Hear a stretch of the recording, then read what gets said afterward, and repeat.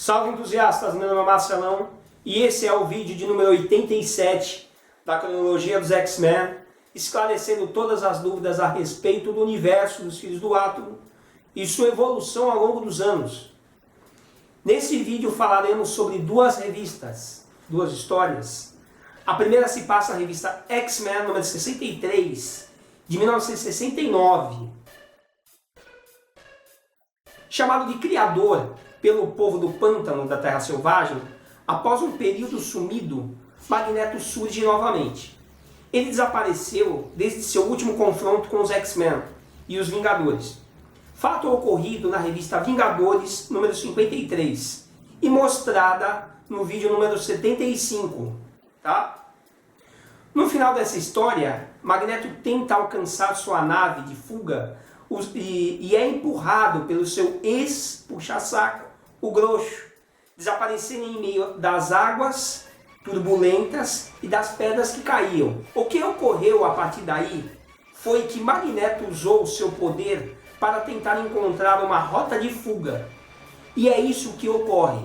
Ele encontra uma enorme cadeia de cavernas subterrâneas, que acaba o levando à Terra Selvagem. Escolhendo um lugar apropriado, ele usa toda a sua genialidade para construir sua fortaleza tecnológica. Após concluir seu equipamento, ele encontra o primitivo povo do pântano e usa alguns de seus habitantes de cobaias para o seu novo plano.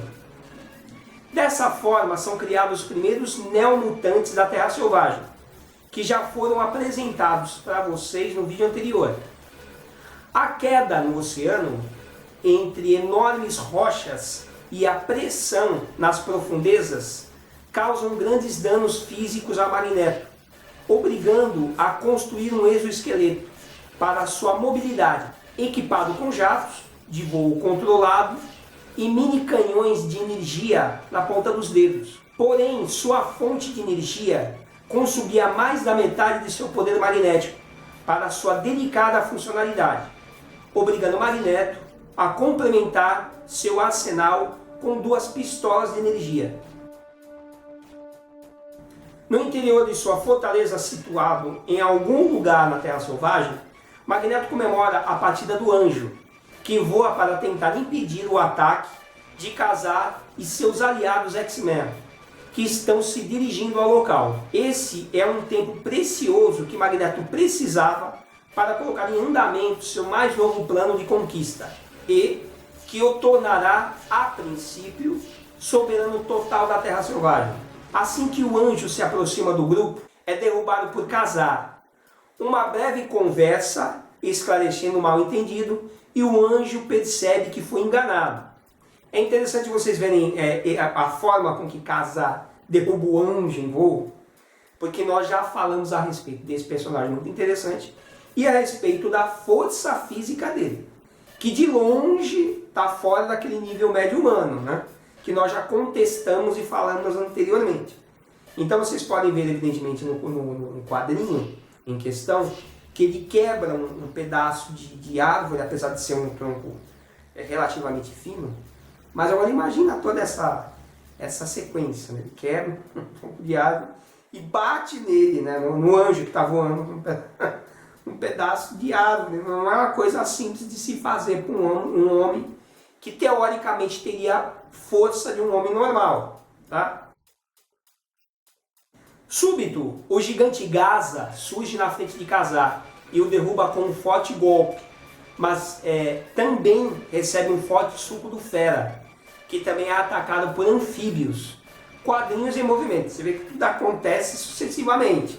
Não dá um soco em um, dá um soco no outro e que, né? Mas é assim que é a quadrinha, a narrativa funciona dessa forma. O combate é interrompido com a chegada de um pequeno exército dos selvagens do pântano. Fera e Ka-Zar, acompanhados de Zabu, é claro, partem para o combate direto, sem se importar com a diferença numérica, mas sempre sob a cobertura das poderosas rajadas do Cíclope. Fera luta pela primeira vez contra Bárbaros, que, diga-se de passagem, provavelmente ainda não possui seu nível de força 30 toneladas. E que mostra, né, a força aproximada ou exata que o personagem tem. Mas certamente o Bárbaros nesta época não possuía 30 toneladas de força. Mesmo porque ele acertou o Fera diretamente com seus 3 braços super fortes. E o Fera, por sua vez, absorveu muito bem o impacto, com sua super força na casa de 1 tonelada e 200 quilos no máximo, tá? E a gente está acompanhando a evolução da força do Fera, beleza? Dentro desses parâmetros, o Fera derrubou o Bárbaros com um único e forte soco.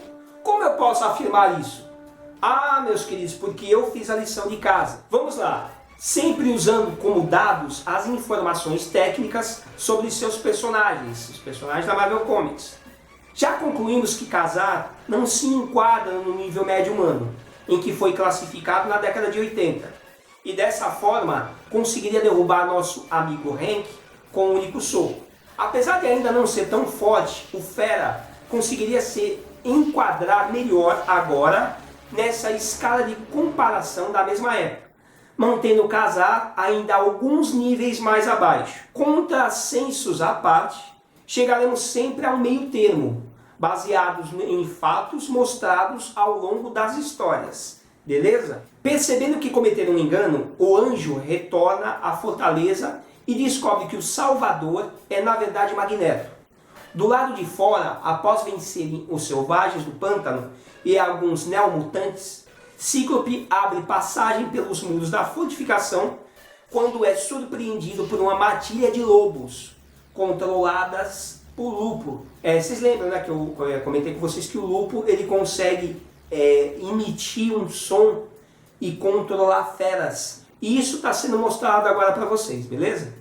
Porém, a chegada do Dente de Sabre Zabu, comandada por Ka-Zar, faz com que toda a matilha perca a coragem e fuja de medo.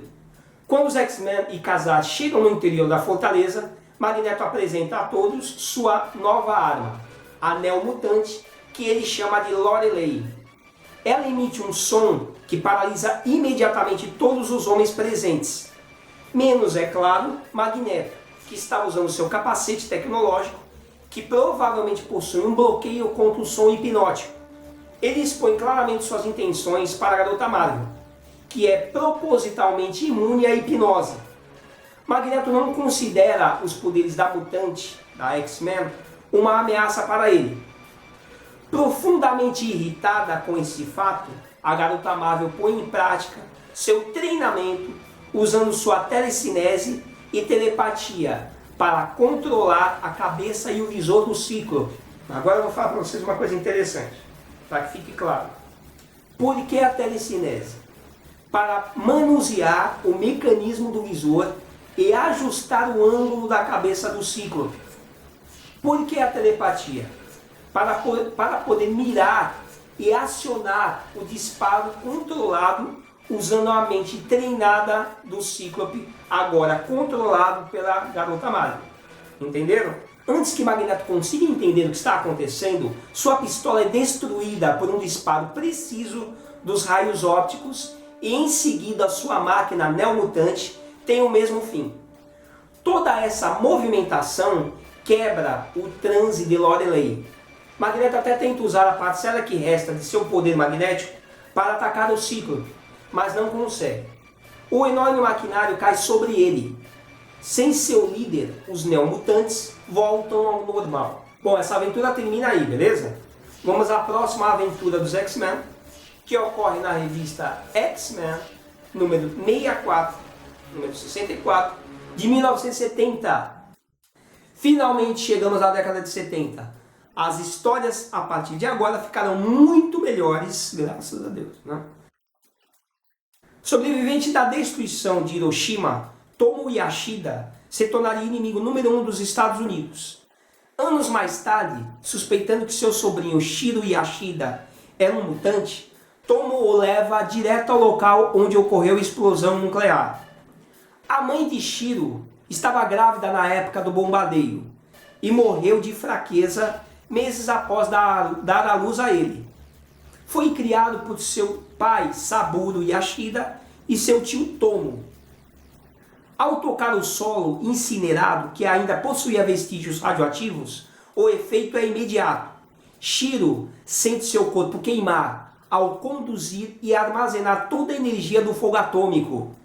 Sob a supervisão do seu tio Tomo, Shiro demonstra ter controle em canalizar e disparar rajadas de calor intenso. Aproveitando a ocasião, seu tio o obriga a jurar ódio e destruição aos Estados Unidos da América. Em seguida, Tomo treinou exaustivamente seu sobrinho para controlar e aprimorar seus poderes, que funcionam da seguinte maneira. Solaris não possui super força. Pode criar um campo de força invisível que o protege de impactos ou agressões muito fortes, e ainda derreter ou desintegrar qualquer matéria lançada contra ele, antes de atingir seu corpo físico. Consegue criar uma onda térmica que possibilita que ele voe controladamente, podendo alcançar 241 km por hora, tornando-o mais rápido que o anjo. Essa onda de calor intenso torna-se visível no ar na forma de um rastro de fogo. Pode destruir uma área, liberando uma onda térmica de calor semelhante à supernova do Tocha Humana. Para quem acompanha os quadrinhos do Quarteto Fantástico sabe que o Tocha Humana tem um dos recursos principais dele, essa dispersão de calor. E o Solaris é capaz de fazer um lance semelhante. Pode disparar rajadas de fogo capazes de derreter chapas de aço, alcançando temperaturas de 1 milhão de graus Fahrenheit, no nível máximo. Emitir um brilho controlado que pode cegar temporariamente ou até permanentemente um adversário a centenas de metros dele. É capaz de diferenciar pessoas através de suas assinaturas de calor. Domina um tipo de arte marcial que pode ser usado para se defender sem precisar usar seus poderes. Seu corpo físico é protegido da radiação e calor extremo por um escudo psiônico de curto alcance, que se manifesta instantaneamente assim que aciona seu poder. Esse mesmo escudo preserva a roupa que estiver usando, por ser gerado centímetros acima de sua pele. Seu tio Tomo confeccionou um traje inspirado na bandeira do Império Japonês da época, sem a necessidade da tecnologia comum dos trajes dos super-heróis, que nós já conhecemos, né? Aqueles lances de trajes de moléculas instáveis, que foi criado pelo Reed Richards, e que evidentemente o tio dele não tem acesso, beleza? Foi também seu tio que lhe deu o nome de Solaris, tá? Que fique claro para vocês. Nessa época, e também por ser muito jovem ainda, Shiro possuía um temperamento agressivo e impulsivo. Tem um lance interessante que eu preciso falar para vocês. Como vocês já devem ter notado o nome dele, Shiro Yashida, fica claro para quem lê muito quadrinho, que deve ter, né, deduzido, de que esse personagem faz parte do clã Yashida e, portanto, é primo da Mariko Yashida, né, que nós conhecemos das histórias do Wolverine. Beleza? Solaris aparece no centro de Manhattan. Sua presença é detectada pelo cérebro montado no interior do apartamento que os X-Men retornaram. Eles ficam fazendo essa transição, né, que eu falei para vocês, que eles retornaram em edições anteriores, mas ainda eles ficam numa transição entre o apartamento e a mansão. Isso vai ser explicado na próxima revista, beleza? Ele acusa altos níveis de energia emanando do corpo do novo mutante localizado. Seria possível que nesse período que os X-Men estiveram morando no apartamento de Manhattan, a mansão teria passado por sua primeira reforma estrutural? Mesmo porque vocês lembram que ela foi atacada pelo fanático, né, na revista X-Men número 46. Então seria coerente, né? Isso não está sendo apresentado na revista, eu quero deixar claro para vocês. Não é uma afirmação, é uma possibilidade coerente dentro da história, tá? Porque eles ficam naquela transição, e isso poderia ter acontecido, mesmo porque quando eles retornarem a mansão vai estar inteira. Ele se dirige até o prédio das Nações Unidas, apresentando-se como Solaris. Ataca e destrói um recém-inaugurado monumento dedicado à juventude do mundo. Os X-Men, Homem de Gelo, Fera e Anjo aparecem rapidamente. O Homem de Gelo ataca primeiro, seguido do Fera, que tenta imobilizar os Solaris no ar. Ele é surpreendido por um raio de calor que o acerta no rosto. obrigando-o a soltar o seu adversário. Enquanto o anjo impede sua queda, né, ele voa para segurar o ferro que ia se espatifar no chão, o Homem de Gelo tenta um novo tipo de ataque, arremessando discos de gelo para acertar seu oponente. Porém, os discos são derretidos em sua trajetória, antes de acertar seu alvo. Solaris foge, prometendo um novo ataque. A bordo de sua nova aeronave, os X-Men patrulham os céus de Washington, quando o cérebro no interior da nave acusa a presença de Solaris. Ele está no interior de um depósito quando é surpreendido pela chegada de seu pai, Saburo Yashida, que descobriu que seu filho é o terrorista mutante procurado. Porém, nesse momento, ele está totalmente influenciado por seu tio Tomo, seu tio rancoroso, né? Apesar de começar a questionar suas atitudes.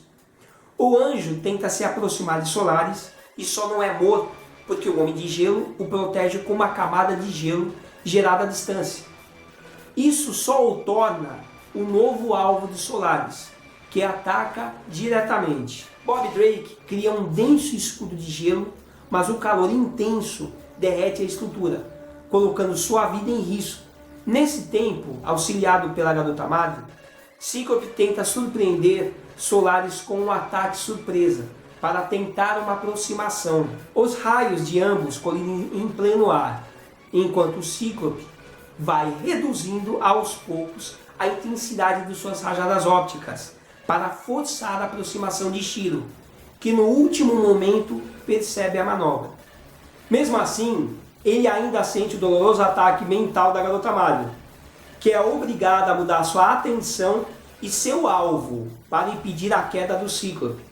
Inesperadamente, Saburo aparece para tentar impedir as ações de seu filho, mas acaba levando um tiro de seu próprio irmão Tomo. Ao presenciar a atitude de seu tio, Solaris o mata com uma forte rajada de fogo. Arrependido, ele ainda consegue presenciar os últimos momentos de vida de seu pai, que pede para que ele abandone sua mágoa, sua ira, e se torne uma pessoa honrada, um homem honrado. Todos em volta decidem se afastar, deixando Shiro com suas dores e reflexões. Essa tragédia pessoal mudará as atitudes de Solaris no futuro. Bom, essa história termina aí.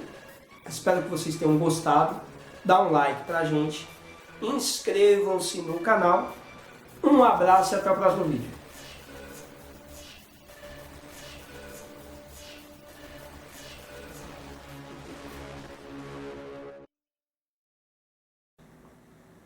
Pode disparar rajadas de fogo capazes